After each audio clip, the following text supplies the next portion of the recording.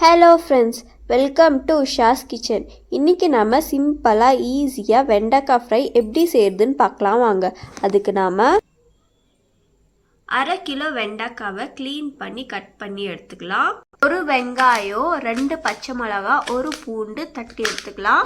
2 spoon எண்ணெயை சேர்த்துக்கலாம். எண்ணெய் காஞ்சதும் 1/4 ஸ்பூன் கடுகு சேர்த்துக்கலாம்.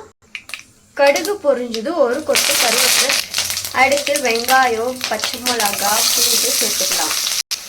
கொஞ்சம் வறுந்ததுக்கப்புறமா கட் பண்ணி வச்ச வெண்டைக்காயை சேர்த்துக்கலாம்.